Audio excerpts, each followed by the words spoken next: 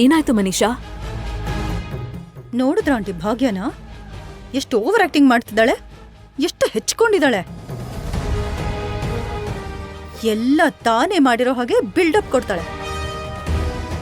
ಅವಳಿಂದಾನೇ ಈಗ Nandan group of constructions ಏನೋ ಸಾಧಿಸಿರೋ ಹಾಗೆ ಎಷ್ಟು ಆಟಿಟ್ಯೂಡ್ ತೋರಿಸ್ತಿದ್ದಾಳೆ. ಆಂಟಿ, ಅವಳನ್ನ ಆದಷ್ಟು ಬೇಗ ಕಂಟ್ರೋಲ್ ಮಾಡ್ಬೇಕು. ಕಂಟ್ರೋಲ್ ಮಾಡೋದೇನು? ಡೈರೆಕ್ಟ್ ಆಗಿ ಮನೆಯಿಂದ ಕಳ್ಸೋ ಪ್ಲಾನ್ ಮಾಡ್ತಿದೀವಲ್ಲ. ಅದು ಆದಷ್ಟು ಬೇಗ ಆಗೋಗ್ಲಿ. ಇಲ್ಲ ಅಂದ್ರೆ ಇವಳು ವಾಮನನ್ ಹಾಗೆ ಬೆಳೆದು ಬೆಳೆದು ತನ್ನ ಕಾಲನ್ನ ನನ್ನೆತ್ತಿ ಮೇಲಿಟ್ಟು ನನ್ನನ್ನ ಪಾತಾಳಕ್ ತಳ್ಳೇ ಬಿಡ್ತಾಳೆ. ಹಾಗೇನಾದ್ರೂ ಆದ್ರೆ ಇಲ್ಲಿ ಮಿತ್ರ ಜೀವನದಲ್ಲಿ ಅಲ್ಲಿ ಆಫೀಸಲ್ಲೂ ನನಗ್ ಸ್ಥಾನನೇ ಇಲ್ದಾಗುತ್ತೆ. Don't worry Manisha. ಆಗ ಅರವಿಂದಕ್ಕ ಅಷ್ಟು ಡಲ್ಲಾಗಿ ಯಾಕಿದ್ಲು ಅಂತ ನಿನ್ಗೆ ಅರ್ಥ ಆಯ್ತಾ?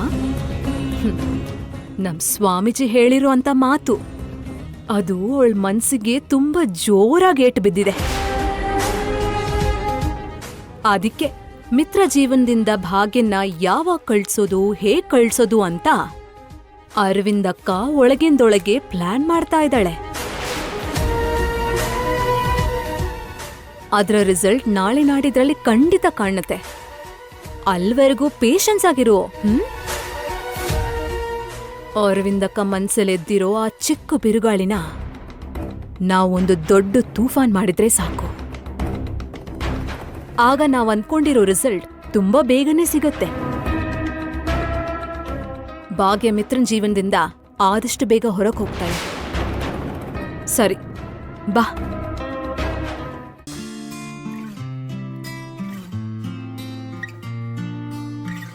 ವಿವೇಕ್, ಯಾರು ಇಲ್ದಿರೋ ಜಾಗದಲ್ಲಿ ಸಿಕ್ಕಿದ್ರೆ ಏನಾದ್ರೂ ಅನುಮಾನ ಬರ್ಬೋದು. ಯಾಕಿದೆಲ್ಲ ಹೇಳು? ನಿನ್ ಜೊತೆ ಮಾತಾಡ್ಬೇಕು, ಆದ್ರೆ ಅಲ್ಲಿ ಸುತ್ತ ನಮ್ಮನೆಯವ್ರು ಇರ್ತಾರೆ. ಅದಕ್ಕೆ ನಿನ್ನ ಇಲ್ಲಿಗ್ ಬಾ ಅಂದಿದ್ದು. ಅಬ್ಬಾ, ಅಷ್ಟಕ್ಕೂ ಏನ್ ಮಾತಾಡ್ಬೇಕು? ನನಗಿವತ್ತು ತುಂಬಾನೇ ಖುಷಿ ಆಗ್ತಾ ಇದೆ ಜಾನು. ಅದಕ್ಕೆ ನಿನ್ ಜೊತೆ ಶೇರ್ ಮಾಡ್ಬೇಕು ಅಂತ ಅನ್ಕೊಂಡೆ. ಖುಷಿಯಾಗಿದ್ಯಾ? ಯಾಕೆ? ಅಣ್ಣನ್ ನೋಡಿದ್ಯಾ? ಅತ್ತಿಗೆನ ಎಷ್ಟು ಕೇರಿಂಗ್ ಇಂದ ನೋಡ್ಕೋತಿದ್ದಾನೆ, ಎಷ್ಟು ರೆಸ್ಪಾನ್ಸಿಬಿಲಿಟಿ ತಗೋತಾ ಇದ್ದಾನಲ್ವಾ. ಅವರಿಬ್ಬರ ಮಧ್ಯೆ ದಿನದಿಂದ ದಿನಕ್ಕೆ ದೂರ ಕಡಿಮೆ ಆಗ್ತಾ ಇದೆ ಅನ್ನಿಸ್ತಿದೆ. ಒಬ್ರಿಗೊಬ್ರು ಹತ್ರ ಆಗ್ತಿದ್ದಾರೆ ಅನ್ನಿಸ್ತಾ ಇದೆ. ಅವ್ರನ್ನ ಹಾಗೆ ನೋಡ್ತಾ ಇದ್ರೆ ನನ್ ಸುತ್ತ ಏನೋ ಪಾಸಿಟಿವ್ ವೈಬ್ರೇಷನ್ ಫೀಲ್ ಆಗ್ತಿದೆ ಜಾನು. ಆ ಪಾಸಿಟಿವಿಟಿನ ನಿಂಗೂ ಕೂಡ ಸ್ವಲ್ಪ ಟ್ರಾನ್ಸ್ಫರ್ ಮಾಡೋದಕ್ಕೆ ಇಲ್ಲಿ ಕರೆದಿದ್ದು. ಸರಿ, ಖುಷಿ ಆಯ್ತು ಅಲ್ವಾ? ಆ ಖುಷಿನ ನನ್ ಜೊತೆ ಹಂಚ್ಕೊಂಡೆ ಅಲ್ವಾ? ಇನ್ ನಾನ್ ಹೊರಡ್ತೀನಿ. ಜಾನು, ಏನಿದು? ನಾನು ಅಷ್ಟೊಂದು ಖುಷಿ ಪಡೋ ವಿಚಾರನ ಹೇಳಿದ್ರೆ ನೀನ್ ಈ ರೀತಿ ರೆಸ್ಪಾಂಡ್ ಮಾಡೋದಾ? ವಾಟ್ ಇಸ್ ದಿಸ್ ಜಾನು? ಸರಿ, ಇವಾಗ ಏನ್ ಮಾಡ್ಬೇಕು? ಮೊದ್ಲು ನಾನು ಹೇಳೋದನ್ನ ಕೇಳು ಜಾನು. ನೋಡು, ಅಣ್ಣಂಗೂ ಅತ್ತಿಗೆಗೂ ನಡುವೆ ಇರುವಂತ ಸಮಸ್ಯೆ ಈಗ ಬಗೆಹರಿಯುತ್ತೆ. ಅವರಿಬ್ರು ಮತ್ತೆ ಒಂದಾಗ್ತಾರೆ. ಅವರಿಬ್ರು ಒಂದಾದ್ಮೇಲೆ ನಮ್ ಸಮಸ್ಯೆ ಕೂಡ ಬಗೆಹರಿಯುತ್ತಲ್ವಾ. ನಾವು ಒಂದಾಗಕ್ಕೂ ಕೂಡ ಇನ್ ಮುಂದೆ ಯಾವ ಪ್ರಾಬ್ಲಮೂ ಇರೋದಿಲ್ಲ. ನನಗ್ ಗೊತ್ತು ಜಾನು, ನನ್ ಮೇಲೆ ನಿನ್ಗೆ ಪ್ರೀತಿ ಇದೆ ಅಂತ. ಆ ಪ್ರೀತಿನ ಎಕ್ಸ್ಪ್ರೆಸ್ ಮಾಡ್ಬೇಕು ಅಂತ ನೀನು ಅನ್ಕೋತಿದ್ಯಾ, ಆದ್ರೆ ಹೇಳ್ಕೊಳ್ಳೋದಿಲ್ಲ. ನನ್ನ ಹತ್ರ ಮಾತ್ರ ಎಲ್ಲಾನು ಹೇಳಿಸ್ತೀಯ ಅಷ್ಟೇ. ಅದಲ್ಲ ವಿವೇಕ್, ಒಂದ್ಸಲ ನಾನ್ ಹೇಳದ್ ಕೇಳು. ನೀನ್ ಹೇಳೋದನ್ನ ನಾನ್ ಕೇಳೋದಲ್ಲ, ನಾನ್ ಹೇಳೋದನ್ನ ನೀನ್ ಕೇಳು. ನೀನು ಮೌನವಾಗಿದ್ರು ನಿನ್ ಮನ್ಸಲ್ಲಿ ಏನಿದೆ ಅಂತ ನನಗೆ ಗೊತ್ತಿದೆ. ನಿನ್ ಮನ್ಸಲ್ಲಿ ನೀನ್ ಮುಚ್ಚಿಟ್ಟಿರೋ ಪ್ರತಿಯೊಂದು ಮಾತು ನನ್ಗೆ ಅರ್ಥ ಆಗತ್ತೆ. ನಮ್ ಬಗ್ಗೆ ಅಣ್ಣಂಗೆ ಅತ್ತಿಗೆಗೆ ಒಂದ್ಸಲ ಹೇಳೋಣ. ಮುಂದಕ್ಕೆಲ್ಲ ಅವರೇ ನೋಡ್ಕೋತಾರೆ, ಅವರೇ ನಮ್ ಮದ್ವೆನೂ ಮಾಡ್ತಾರೆ. ನೋಡು ವಿವೇಕ್, ನೀನ್ ಅನ್ಕೊಂಡ್ ಹಾಗ್ ನಡಿಯತ್ತೆ ಅಂತ ಕನಸ್ ಕಾಣ್ತಾ ಇದ್ಯಾ? ನಿನ್ ಮನ್ಸಲ್ಲಿರೋದೆಲ್ಲ ನಡಿಯತ್ತೆ ಅಂತ ಭ್ರಮೆ ಪಡ್ತಾ ಇದ್ಯಾ? ಆದ್ರೆ ಹಾಗ್ ನಡಿಯಲ್ಲ. ಅದು ನಿನಗೆ ಅರ್ಥನೇ ಆಗ್ತಿಲ್ಲ. ಇನ್ನು ನಿನ್ನಿಷ್ಟ ಏನ್ ಬೇಕಿದ್ರು ಮಾಡು. ಜಾನು ಜಾನು ಜಾನು, ಸ್ವಲ್ಪ ಅರ್ಥ ಮಾಡ್ಕೋ ಜಾನು.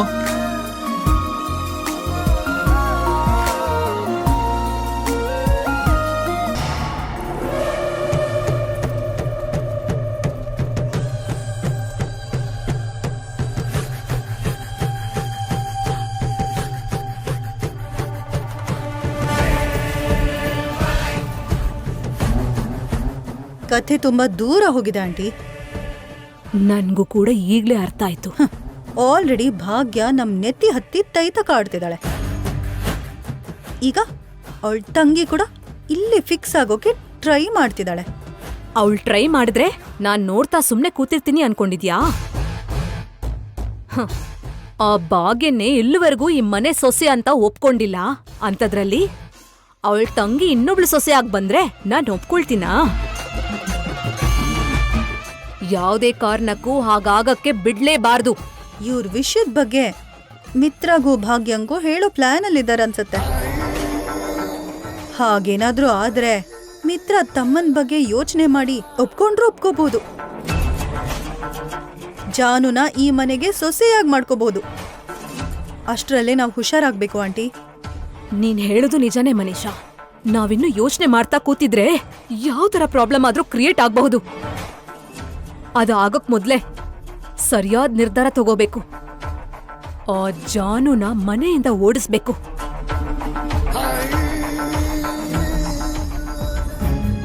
ಭಾಗ್ಯ, ಏನಿದೆಲ್ಲ? ನಿಂಗೇನಾದ್ರೂ ಬೇಕು ಅಂದ್ರೆ ನನ್ನನ್ ಕೇಳು, ಅಥವಾ ಸ್ವಾತಿನ್ ಕೇಳು, ಅಥವಾ ಸುಧೀರ್ನ ಕೇಳು.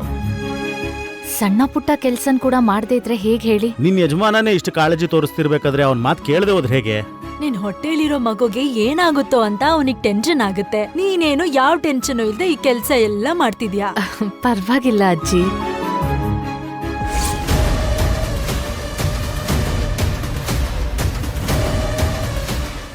ಆಂಟಿ, ಜಾನು ಬರ್ತಿದ್ದಾಳೆ.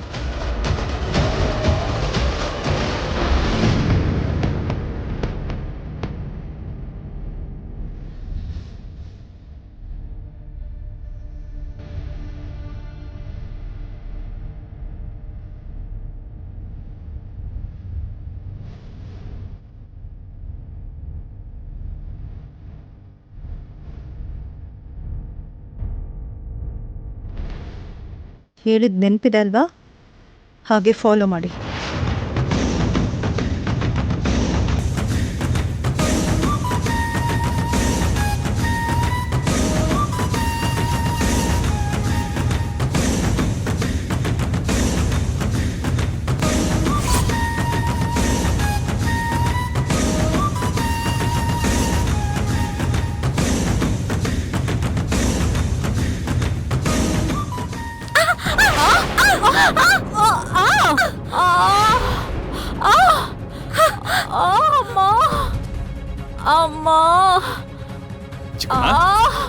ದೇವಯಾನಿ, ಏನಾಯ್ತು ಚಿಕ್ಕಮ್ಮ? ಸಾರಿ.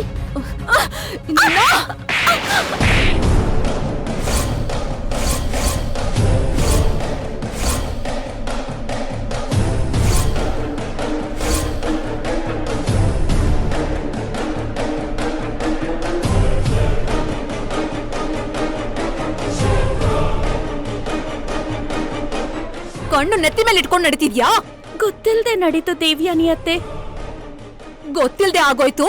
ನೋಡ್ಕೊಳ್ದೆ ಬಂದು ಬಿದ್ದಿದ್ದು ಅಂತ ಅರ್ಥ ಇಲ್ದಿರೋ ಕಾರಣ ಕೊಡ್ಬೇಡ.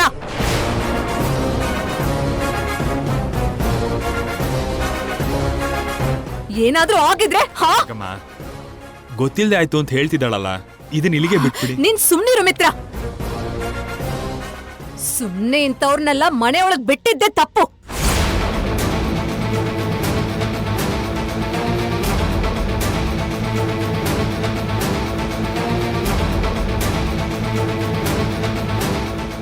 ಒಂದ್ಸಲ ಒಳಗ್ ಬಿಟ್ರೆ ನೆಲಾನು ನಂದೆ ಮನೇನೂ ನಂದೆ ಅಂತ ಕಣ್ಣನ್ನ ನೆತ್ತಿ ಮೇಲೆ ಇಟ್ಕೊಂಡು ಓಡಾಡ್ತಿರ್ತಾರೆ.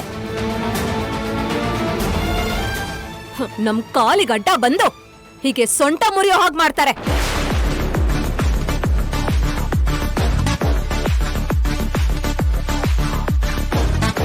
ಆತರ ಮಾಡ್ಬೇಕು ಅನ್ನೋ ಉದ್ದೇಶ ನನಗಿಲ್ಲ ಚಿಕ್ಕತ್ತೆ.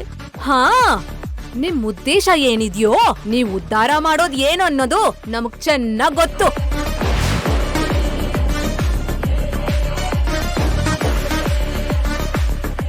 ಆದ್ರೂ ನಂಗೆ ಅರ್ಥ ಆಗ್ದೆ ಕೇಳ್ತೀನಿ.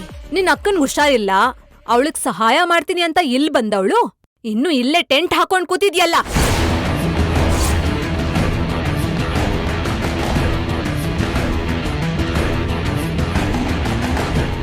ಈಗ ನಿನ್ನ ಅಕ್ಕ ಆರಾಮಾಗಿದ್ದಾಳಲ್ಲ, ಇನ್ನು ಈ ಮನೇಲಿ ನಿನ್ಗೇನ್ ಕೆಲ್ಸ?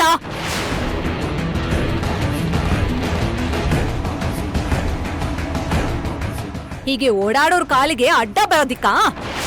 ಮಾಮ್ ಯಾಕೆ ಇಷ್ಟು ಚಿಕ್ಕ ವಿಷಯನ ಇಷ್ಟು ದೊಡ್ಡದು ಮಾಡ್ತಾ ಇದ್ದಾರೆ? ದೇವಯಾನಿ, ಜಾನು ಈಗ ಈ ಮನೆಗೆ ಅತಿಥಿ ತರ. ಇವಳ ಹತ್ರ ಮಾತಾಡೋ ವಿಧಾನ ಇದಲ್ಲಮ್ಮ. ಅವ್ರಿಗೆ ನೋವಾಗುತ್ತೆ ಅನ್ನೋ ಯೋಚನೆ ಕೂಡ ಇಲ್ಲ ನಿನಗೆ. ಗೊತ್ತಿಲ್ಲದೆ ಗುದ್ದಿದ್ದಕ್ಕೆ ನೀನ್ ಬಿತ್ತೋದ್ರೆ ಅದಕ್ಕಿಷ್ಟೆಲ್ಲ ಗಲಾಟೆ ಮಾಡೋ ಅಗತ್ಯ ಇಲ್ಲಮ್ಮ. ಬಾವಾ, ನಿಮ್ಗೆ ಉಳ್ಕಿರೋ ನನ್ ಸೊಂಟ ಕಾಣಿಸ್ತಿಲ್ಲ. ಅವಳ ನೋವು ಮಾತ್ರ ನಿಮ್ ಕಣ್ಣಿಗೆ ಅಷ್ಟ್ ದೊಡ್ಡದಾಗ್ ಕಾಣಿಸ್ತಿದ್ಯಾ?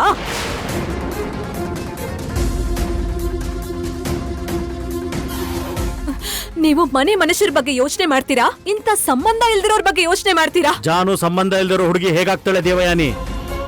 ಅವಳು ಈ ಮನೆ ಸೊಸೆಯ ತಂಗಿ. ಈ ಮನೆ ಸೊಸೆನೆ ಈ ಮನೆ ಬಾಗಿಲ್ ದಾಟಿ ಯಾವಾಗ ಹೋಗ್ತಾಳೋ ಗೊತ್ತಿಲ್ಲ.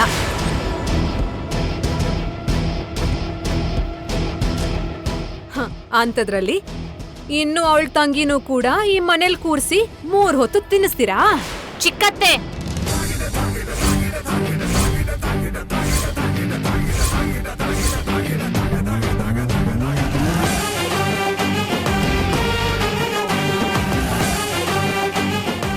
ನನ್ ತಂಗಿ ತಿನ್ನೋಕೂ ಗತಿ ಇಲ್ದಿರೋ ಪರಿಸ್ಥಿತಿಲಿದ್ದಾಳೆ ಅಂತ ಅನ್ಕೊಂಡ್ರಾ? ನೀವ್ ಮಾತಾಡೋ ಮಾತು ನೇರವಾಗಿ ಇರ್ಬೋದು, ಆದ್ರೆ ಅದು ಬೇರೆಯವ್ರ ಮನ್ಸಿಗೆ ಎಷ್ಟು ನೋವು ಕೊಡುತ್ತೋ ಒಂದ್ಸಲ ಯೋಚನೆ ಮಾಡಿ. ಅಬ್ಬಾ, ಈ ಮಾತೆಲ್ಲ ನೀನೇ ಹೇಳ್ಬೇಕಾ? ಅಲ್ಲ, ನಿನ್ ತಂಗಿ ಇಲ್ಲಿದ್ದು ಏನ್ ಮಾಡ್ತಿದ್ದಾಳೆ? ನೀನ್ ಹೇಗೋ ಈ ಮನೆ ಸೊಸೆಯಾಗಿ ಉದ್ಧಾರ ಮಾಡ್ತಿರೋದ್ ಸಾಲ್ದಾ? ನಿನ್ ತಂಗಿ ಕೂಡ ಇಲ್ಲಿ ಯಾರಿಗಾದ್ರೂ ಗಂಟು ಬಿದ್ದು ಈ ಮನೆ ಸೊಸೆ ಆಗ್ಬೇಕು ಅನ್ಕೊಂಡಿದ್ದಾಳಾ?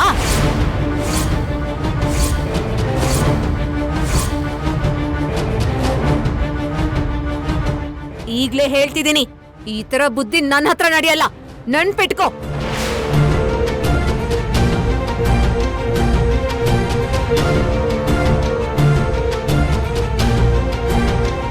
ಚಿಕ್ಕತ್ತೆ, ಒಬ್ಬ ಮನುಷ್ಯನ್ ಮೇಲೆ ಆರೋಪ ಮಾಡೋವಾಗ 100 ಸಲ ಯೋಚನೆ ಮಾಡ್ಬೇಕು. ಆದ್ರೆ ನೀವ್ ಒಂದ್ಸಲ ಕೂಡ ಯೋಚನೆ ಮಾಡ್ದೆ ನನ್ ತಂಗಿ ಮೇಲೆ ತುಂಬಾ ದೊಡ್ಡ ಆರೋಪ ಮಾಡ್ತಿದ್ದೀರಾ. ಮತ್ತೆ ಮದ್ವೆ ಆಗ್ದಿರೋ ಹುಡುಗಿ ಮದ್ವೆ ಆಗ್ದಿರೋ ಹುಡುಗನ್ ಮನೆಯಲ್ಲಿ ಯಾಕಿರ್ಬೇಕು?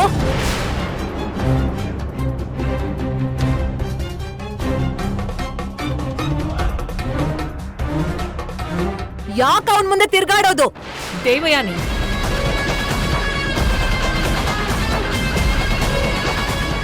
ನೀನು ಚಿಕ್ಕ ವಿಷಯನ ತುಂಬಾ ದೊಡ್ಡದ್ ಮಾಡ್ತಾ ಇದ್ಯಾ ಅಂತ ನನಗನ್ನಿಸ್ತಾ ಇದೆ.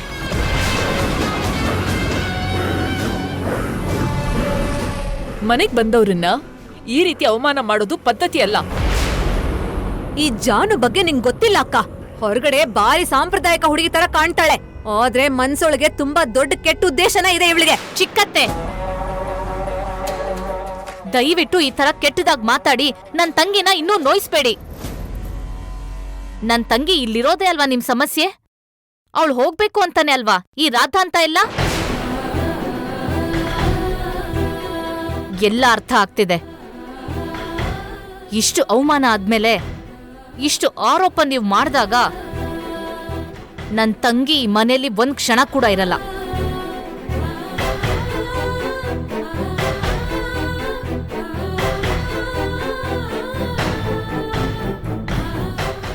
ಈಗ್ಲೇ ಅವಳನ್ನ ನಮ್ಮನೆಗ್ ವಾಪಸ್ ಕಳಿಸ್ತೀನಿ.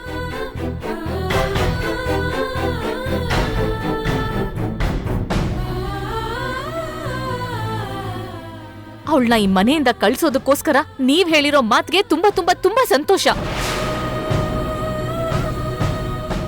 ಬಾ ಜಾನು.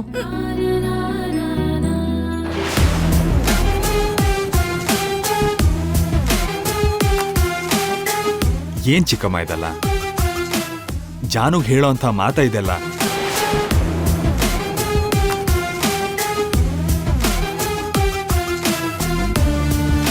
ನಿಜ ಹೇಳು ದೇವಯಾನಿ, ಜಾನುನ ಮನೆ ಬಿಟ್ಟು ಕಳ್ಸೋದಕ್ಕೆ ಇಷ್ಟು ಗಲಾಟೆ ಮಾಡಿದ್ಯಾ ನೀನು?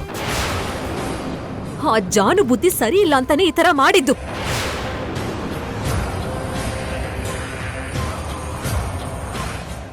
ಅವಳಿರೋ ರೀತಿ ಇಷ್ಟ ಆಗ್ದೇನೆ ನಾನ್ ಕಳಿಸ್ತಿರೋದು. ನೀವು ತಪ್ಪು ಮಾಡಿರೋರ್ ಬಗ್ಗೆ ಮಾತಾಡೋದ್ ಬಿಟ್ಟು ಸುಮ್ನೆ ನನ್ ಮೇಲೆ ಗೂಬೆ ಕೂರಿಸ್ತಿರಲ್ಲ. ಛೇ! ಆಂಟಿ,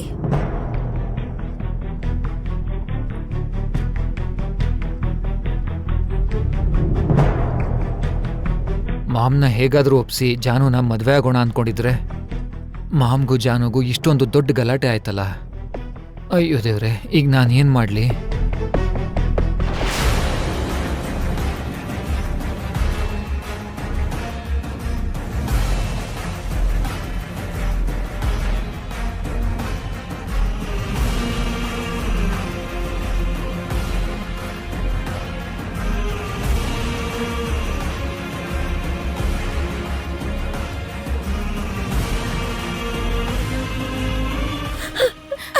ಅಕ್ಕ, ನಾನ್ ಬೇಕು ಅಂತ ಮಾಡಿಲ್ಲ ಅಕ್ಕ. ಜಾನು, ನೀನ್ ನನಗ್ ಸಮಜಾಯಿಸಿ ಕೊಡೋ ಅಗತ್ಯ ಇಲ್ಲ. ನಿನ್ ಮನ್ಸೇನು, ನಿನ್ ಗುಣ ಏನು ಅಂತ ನನಗ್ ಚೆನ್ನಾಗ್ ಗೊತ್ತು. ಅಷ್ಟಕ್ಕೂ ಚಿಕ್ಕತ್ತೆ ಯಾಕೆ ಹಾಗೆಲ್ಲ ಮಾತಾಡಿದ್ರು? ನನ್ ಮೇಲ್ ಯಾಕಷ್ಟ ಆರೋಪ ಹೊರಿಸ್ತಾ ಇದ್ದಾರೋ ನನಗ್ ಗೊತ್ತಾಗ್ತಾ ಇಲ್ಲ ಅಕ್ಕ. ಮನುಷ್ಯರು ಇಷ್ಟ ಆದ್ರೆ ಕೆಟ್ಟ ಮಾತಾಡಿದ್ರು ದೇವ್ರ ಮಂತ್ರದ ಹಾಗೆ ಕೇಳ್ಸತ್ತೆ. ಅದೇ ಇಷ್ಟ ಆಗದೆ ಇದ್ರೆ ಸರಿಯಾಗಿ ಮಾತಾಡಿದ್ರು ಬೈದ್ ಹಾಗೆ ಕೇಳುತ್ತೆ. ಚಿಕ್ಕತ್ತೆಗೆ ಮನೀಷಾಗೆ ನೀನಿಲ್ಲಿರೋದು ಇಷ್ಟ ಇಲ್ಲ ಜಾನು. ಅದಕ್ಕೆ ಬಾಯಿಗೆ ಬಂದಾಗೆಲ್ಲ ಮಾತಾಡಿದ್ರು, ಯೋಚನೆ ಮಾಡದೆ ಆರೋಪ ಮಾಡಿದ್ರು. ಅವ್ರ ಹಾಗೆಲ್ಲ ಮಾತಾಡಿದ್ರೆ ಇನ್ನೊಬ್ರು ಮನ್ಸಿಗ್ ನೋವಾಗತ್ತೆ ಅಂತಾನು ಯೋಚನೆ ಮಾಡಲ್ವಾ ಅಕ್ಕ? ಯೋಚನೆ ಮಾಡೋ ಮನ್ಸ್ನೋರಾಗಿದ್ರೆ ಅಷ್ಟ್ರಾದಂತ ಮಾಡಲ್ಲ ಜಾನು. ಅವ್ರಿಗಿಷ್ಟ ಇಲ್ದೇ ಇದ್ರೆ ಅವ್ರ ಮನೇಲಿ ನೀನಿರೋದ್ ಕೂಡ ಸರಿಯಲ್ಲ. ಈ ಥರದ್ ಅವಮಾನನೆಲ್ಲ ಸಹಿಸ್ಕೊಂಡು ನೀನಿಲ್ಲಿರೋ ಅಗತ್ಯನೂ ಇಲ್ಲ. ನೀನೀಗ್ಲೇ ಹೊರಡು. ಮತ್ತೆ ನಿನ್ ವಿಷಯ ಏನಕ್ಕ? ನಿಂಗ್ ಹುಷಾರಿಲ್ಲ ಅಂತ ತಾನೆ ನಾನ್ ನಿನ್ ಜೊತೆ ಇರೋದಕ್ ಬಂದಿತ್ತು. ಈಗ ನಾನು ಆರಾಮಾಗಿದ್ದೀನಿ ಜಾನು. ನನ್ ಬಗ್ಗೆ ನೀನ್ ಯೋಚನೆ ಮಾಡ್ಬೇಡ. ಮೊದ್ಲೇ ತಾಯಿ ಆಗ್ತಾ ಇದ್ಯಾ. ಈ ಮನೆ ವ್ಯಕ್ತಿಗಳು ನಿನ್ ಬಗ್ಗೆ ಕಾಳಜಿ ತೋರ್ಸಲ್ಲ. ಕಡೆ ಪಕ್ಷ ನಾನಾದ್ರೂ ನಿನ್ ಜೊತೆ ಇದ್ರೆ ನಿನ್ ಕಾಳಜಿ ವಹಿಸ್ಕೊಳ್ತಾ ಇದ್ದೆ.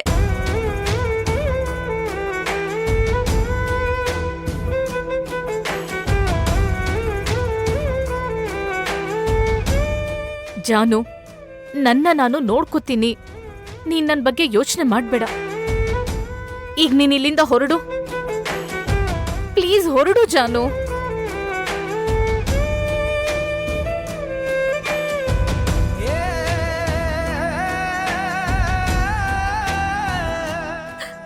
ಸರಿ ಅಕ್ಕ, ನೀನ್ ಹುಷಾರು.